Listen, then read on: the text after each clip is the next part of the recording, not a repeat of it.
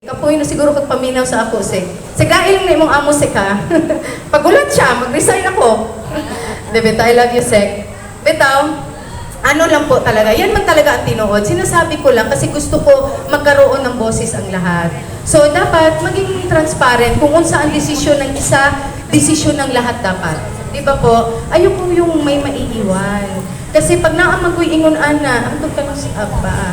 But anyway po, sige lang. Maano lang manggihapon na tanan. Kabalo manggihapon mo na maayo po nga leader si Capmark. So, sa akin lang, hangyung ulang tamo nga tabangan ko na to si Capmark na maano ko niya ang barangay. So, depende na sa iyaha kung saon niya pagdala ang tao, no? So, sa akin lang hangyung una ko ang atong suporta sa iyaha. And of course, magkaisa tayo. And always choose to be kind. Kana lang yun perminti, ha? Kaya huwag naa maguntay kaaligot-gut sa atong kasing-kasing dili yun na mag-progress. Pamilya tayo lahat. Ina tayo lahat. May mga anak tayo. Kung unsa atong ipangutana sa atong anak lisod, kung maupod na, di ba? Just like sa mga nanay na natin o mga papa natin. Mamay, papay, sa mga ganyan natin, di ba? Always nating tinitreasure yung pagpadako nila.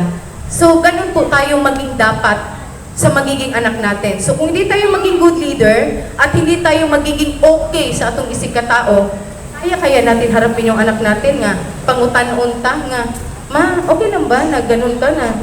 Sige ka lang hindi ba? Sige ka lang yung istorya ng bad words kay ganito na hindi ka naman inaano. So, pangit yun. So, lahat po na disiplina magsugod sa atong kaugalingon. Tama po? Okay. So, ganun lang po ang hangyo ko. Again, daghan kayong salamat. From the bottom of my heart, mahal na mahal ko po kayo. Thank you sa inyong pagpadayon diri sa kuha.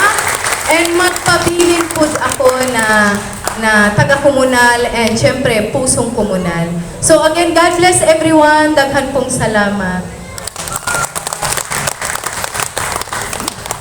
Thank you for watching. Please like and subscribe for more Calicod vlogs. Kindly click the bell button for updates.